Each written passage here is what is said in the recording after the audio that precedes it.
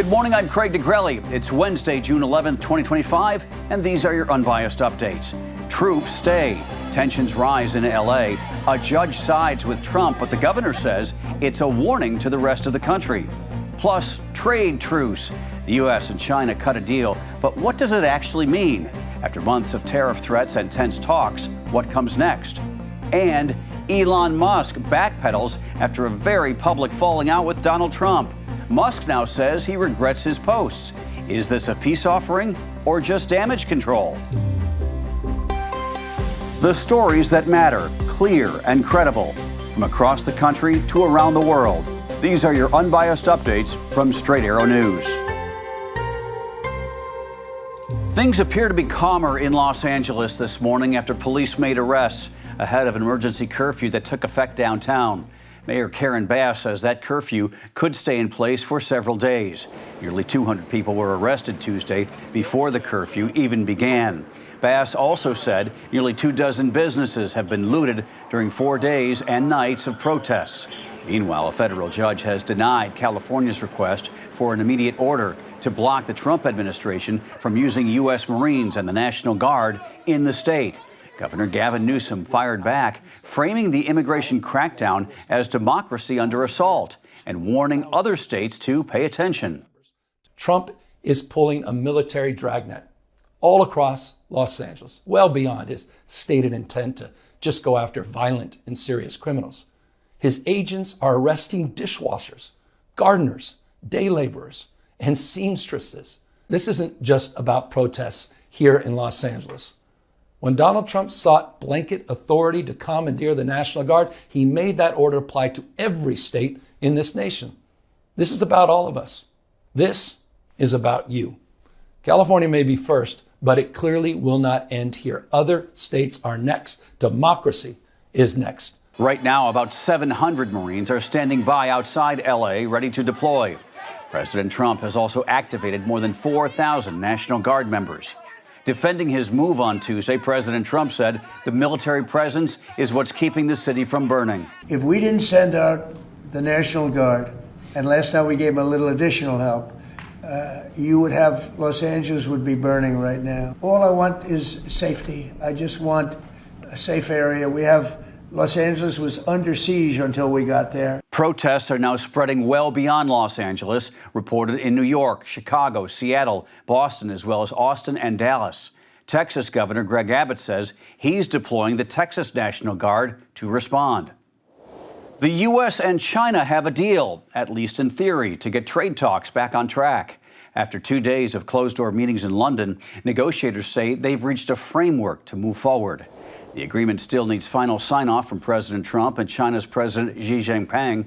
The talks focused on high-stakes friction points, especially rare earth minerals and tech exports, issues that threatened to undo last month's truce in Geneva after the two sides went to battle, so to speak, over sky-high tariffs. We do absolutely expect that the topic of rare earth minerals and magnets with respect to the United States of America will be resolved in this framework implementation. That is a fundamental part of that. Also, there were a number of measures the United States of America put on when those rare earths were not coming. You should expect those to come off sort of, as President Trump said, in a balanced way. Commerce Secretary Howard Lutnick says the United States is prepared to roll back tech restrictions on China if Beijing resumes exports of critical minerals. This morning, it looks like Elon Musk is trying to patch things up with President Trump. Earlier this morning, Musk posted on X, "I regret some of my posts about President Trump last week. They went too far." The walkback comes after a very public feud between the two, with Musk slamming Donald Trump's tax bill as a disgusting abomination, and he amplified claims linking Trump to Jeffrey Epstein files, a post he's since deleted. Until recently, Musk was one of Donald Trump's closest allies, co-heading a White House task force on government efficiency, or DOGE. But after last week's outburst, Trump said the relationship was over. Now he says he'd have no problem if Musk picked up the phone. Tesla stock jumped more than 2% overseas right after Elon Musk's post. Southern Baptists are going on record calling for the overturn of same-sex marriage. At their national meeting in Dallas Tuesday night, the country's largest Protestant denomination voted to oppose Obergefell versus Hodges, the 2015 Supreme Court ruling that legalized same-sex marriage nationwide. It's the first time they've formally endorsed working to undo it, and they're citing the fall of Roe v. Wade as a model for how to get there. Leaders say they know they're out of step with most Americans, but say they're in it for the long haul. The same sweeping resolution calls for banning porn, cracking down on sports betting, and also pushing policies that promote childbearing. President Trump says he's bringing back the old names of U.S. Army bases that once honored Confederate generals, names that were stripped during his first term.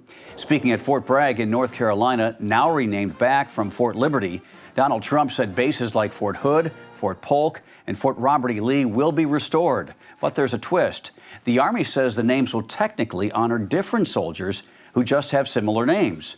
For example, Fort Gordon in Georgia, once named after a Confederate general, will now honor a Medal of Honor recipient, Sergeant Gary Gordon, for his heroism in 1993 in Somalia.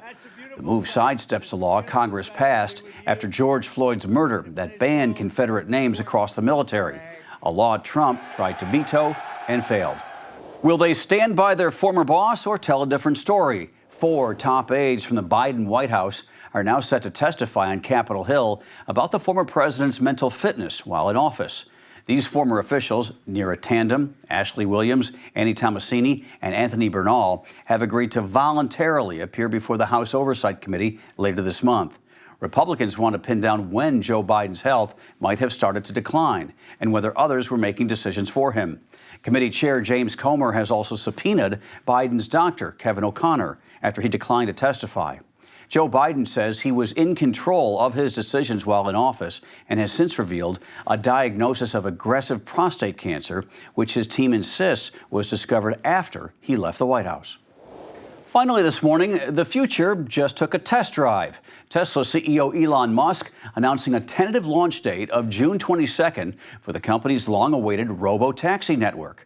Musk shared this video on X, showing a Tesla driving itself through Austin with no one behind the wheel. He says the date could shift because the company is being, quote, super paranoid about safety. The vehicles will run on an unsupervised version of Tesla's full self-driving system, and Musk says the car in the video was already using the newest version. These are your unbiased updates for this Wednesday. Don't forget to look up at the sky tonight, but not too high, as the so-called strawberry moon will shine brightly near the southern horizon. It will be the lowest full moon in nearly 2 decades. How cool is that? And get this, I won't have to set my alarm. Did you know that every morning at about 2:40, I open my garage door, I stand in the driveway for about 30 to 45 seconds, take a deep breath, soak in the atmosphere and think, well, the new day is here. Well, tomorrow, I'll just look up and see the strawberry moon. Good for me. All right, for all of us here at Straight Arrow News, I'm Craig DeGrelli. Have a great day. See you tomorrow.